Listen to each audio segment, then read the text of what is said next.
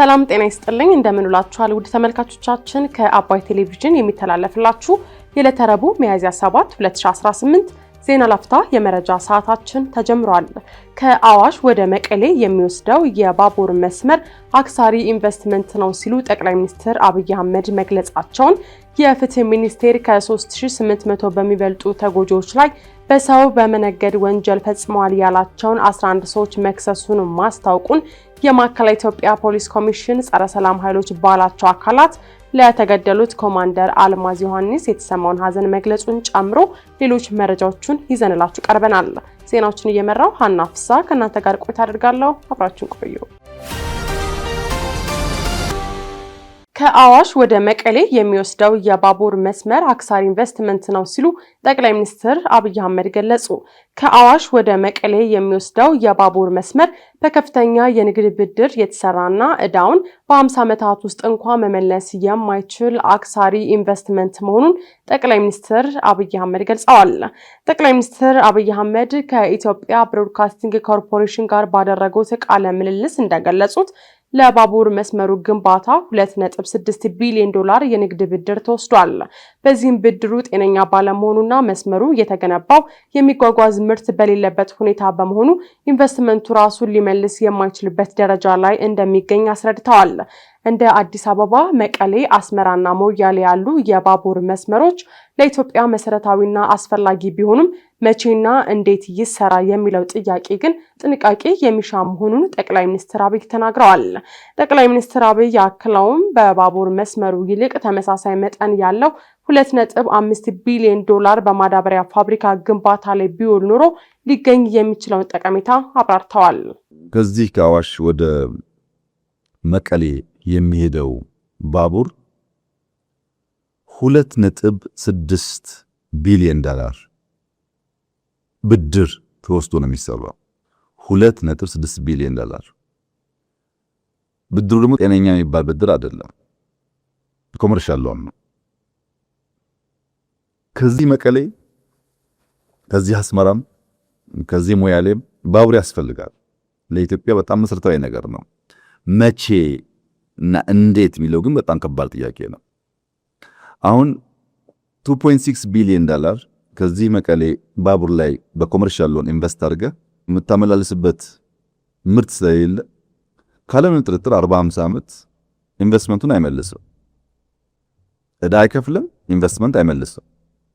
ቢኮዝ ከሰራው በኋላ የምታንቀሳቀስበት ብዙም ምርት ስለሌለ ማለት ነው። ጠቅላይ ሚኒስትር አብይ አህመድ እንደገለጹት በአሁኑ ወቅት ከዳንጎቴ ጋር በ40 ወራት ውስጥ የሚጠናቀቅ የማዳበሪያ ፋብሪካ በ$2.5 ቢሊዮን ወጪ እየተገነባ መሆኑን ጠቅሰው ፋብሪካው ሀገሪቱ አሁን ከምትጠቀመው በላይ ምርት የሚያመነጭና አገልግሎት በጀመረ ከ3 እስከ 6 ዓመታት ባለው ጊዜ ውስጥም ያወጣውን ኢንቨስትመንት መመለስ የሚችል መሆኑን አስረድተዋል።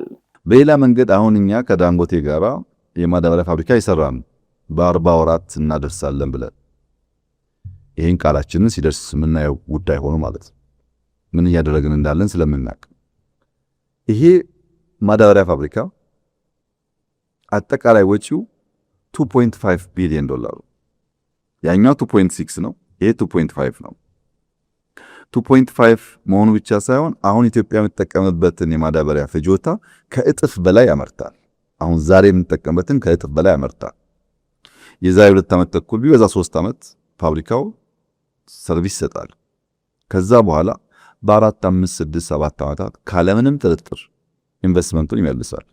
ካለምንም ጥርጥር ያን $2.6 ቢሊዮን ማዳበሪያ ላይ አውለን ቢሆን ኖሮ በ4፣ 5 ዓመታት ገንዘቡን ሲመልስ በዚያ ገንዘብ ባቡሩን ልንሰራው እንችል ነበር።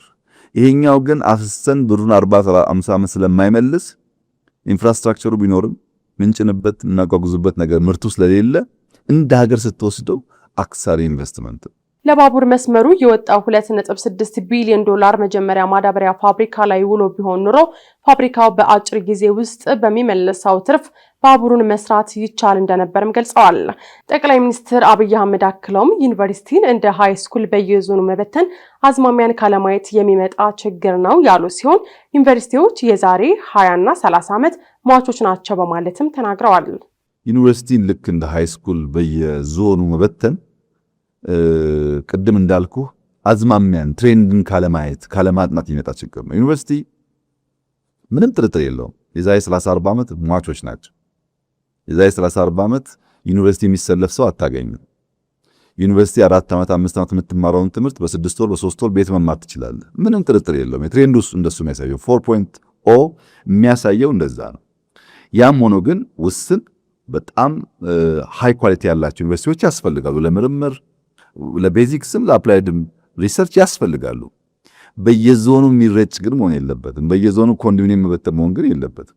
አሁን ዩኒቨርሲቲዎች ኢንቨስቲጌት ብታደርጉ 1000-2000 ተማሪ መቀበል የሚችል ባዶ ኮንዶሚኒየም ታገኛለህ። ባዶ ኮንዶሚኒየም ደግሞ የተሰራበት እንትንም ቺፕ ስለሆነ የሚቀጥልም ይፈራሽ ማለት ራሱ ዩኒቨርሲቲው እሳቤ ችግር አለበት። ዩኒቨርሲቲ የገነባ ነው ግን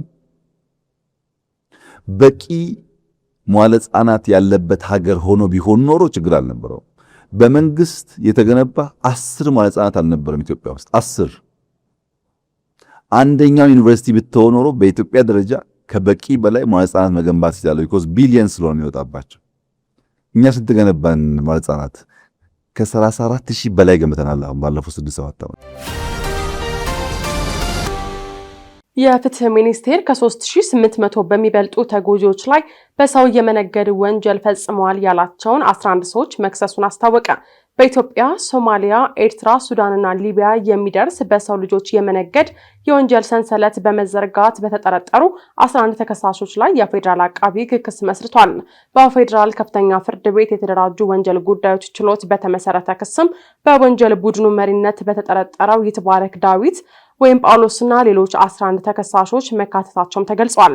ተከሳሾቹ በሰው ልጆች በመነገድ ሀብት ለማፍራት በማሰብ የተደራጀ የሰው ንግድ ወንጀል ቡድን በመመስረት ከኢትዮጵያ፣ ሶማሊያና ኤርትራ ዜጎችን በመመልመል ወደ አውሮፓ እናሻገራቸዋለን በማለት ወደ ሊቢያ በህገወጥ መንገድ በማጓጓዝ በሊቢያ በረሃዎች በማገት ገንዘብ ሲሰበስቡ ቆይተዋል ተብሏል።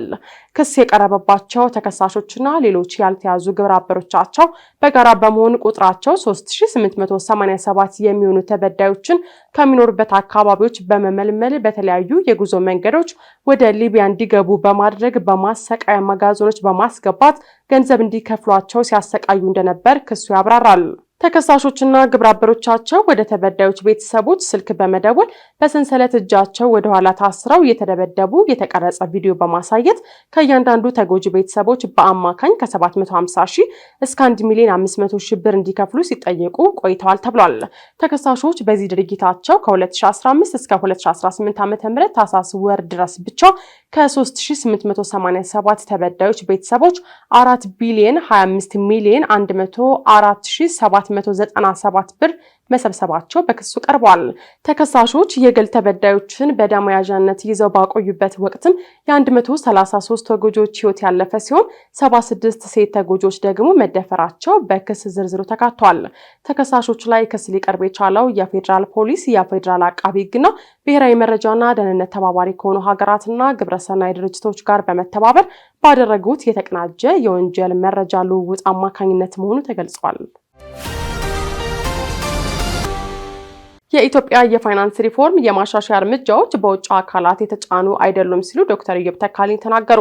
የኢትዮጵያ ብሔራዊ ባንክ ገዢ ዶክተር ኢዮብ ተካልኝ የኢትዮጵያ የፋይናንስ ሪፎርም የማሻሻያ እርምጃዎች በውጭ አካላት የተጫኑ ሳይሆኑ ሙሉ በሙሉ ሀገራዊ ባለቤትነት ያላቸው መሆናቸውን ተናግረዋል። በዋሽንግተን ዲሲ የተካሄደ ባለው የ2026 ዓለም አቀፍ የገንዘብ ተቋም ወይም IMF እና የዓለም ባንክ የጸደይ ስብሰባ ጎን ለጎን በተዘጋጀ የአቅም ግንባታ መድረክ ላይ ዶክተር ኢዮብ ተካልኝ የኢትዮጵያን የፋይናንስ ዘርፍ ሪፎርም በተመለከተ ሰፋ ያለ ማብራሪያ መስጠታቸው ተገልጿል። በዚህ ወቅትም ዶክተር ኢዮብ የኢትዮጵያ የፋይናንስ ሪፎርም የማሻሻያ እርምጃዎች በውጭ አካላት የተጫኑ ሳይሆኑ ሙሉ በሙሉ ሀገራዊ ባለቤትነት ያላቸው በፍላጎት ላይ የተመሰረቱና ከሀገሪቱ የልማት ቅድሚያ ግቦች ጋር የተጣጣሙ መሆናቸውን ተናግረዋል። በቀጣይም የሀገር ውስጥ የፋይናንስ ገበያን ይበልጥ ማሳደግና ዘርፉን ለውጭ ባለሀብቶች ክፍት ማድረግ ቁልፍ የትኩረት አቅጣጫዎች መሆናቸውንም ጠቁመዋል። ዘላቂነት ያለው እድገት ለማምጣት ጠንካራ የተቋም አቅም መገንባት፣ የፖሊሲ ቀጣይነት ማረጋገጥና እያደገ የመጣውን የግሉን ዘርፍ የሚደግፍ የፋይናንስ ስርዓት መፍጠር ወሳኝ መሆኑን መናገራቸውን ኢቢሲ ዘግቧል። ዶክተር ኢዮብ ተካልኝ ለዓለም ባንክ፣ ለዓለም አቀፍ የገንዘብ ተቋምና ለአውሮፓ ህብረት ከፍተኛ የስራ ኃላፊዎች ኢትዮጵያ በሀገር በቀል የኢኮኖሚ ማሻሻያ ማዕቀፍ ውስጥ እያካሄደች ያለውን ሁለንተናዊ የፋይናንስ ዘርፍ የሪፎርም አጀንዳና መዋቅራዊ ሽግግር በዝርዝር ማቅረባቸውም ተጠቁሟል። ኢትዮጵያ ወደ ወለድ ምጣኔ ላይ የተመሰረተ የገንዘብ ፖሊሲ ማዕቀፍና ወደ ገበያ መር የውጭ ምንዛሬ ተመን ስርዓት ያደረገችውን ሽግግርም እንዲሁም ደግሞ ዘመናዊ የባንክ አዋጅን ጨምሮ እየተተገበሩ ያሉ የሕግና የተቋማት ማሻሻያዎችን ማስረዳታቸውም ተመላክቷል። የማዕከላዊ ኢትዮጵያ ፖሊስ ኮሚሽን ጸረ ሰላም ኃይሎች ባላቸው አካላት ለተገደሉት ኮማንደር አልማዝ ዮሐንስ የተሰማውን ሐዘን ገለጸ። የማዕከላዊ ኢትዮጵያ ፖሊስ ኮሚሽን የከምባታ ዞን ፖሊስ ባልደረባ የነበሩት ኮማንደር አልማዝ ዮሐንስ ሰብሮ ለትንሳኤ በዓል ወደ ትውልድ መንደራቸው ሄደው ወደ አዲስ አበባ ሲመለሱ ጸረ ሰላም ኃይሎች ባላቸው አካላት ሕይወታቸው ማለፉን ባወጣው መግለጫ አስታውቋል። ኮማንደር አልማዝ የተሳፈሩበት ተሽከርካሪ ከወላይታ ሶዶ ከተማ የተነሳ ሲሆን ከሚኖሩበት ዱራሜ ከተማ መዳረሻቸውን አዲስ አበባ አድርገው በጉዞ ላይ ሳሉ ነው በምስራቅ ጉራጌ ዞን ሶዶ ወረዳ ቀሬ ተብሎ በሚጠራው አካባቢ ሚያዝያ 5 ቀን 2018 ዓ.ም ከቀኑ 10 ሰዓት ከ50 ገደማ ሕይወታቸው ማለፉ የተገለጸው።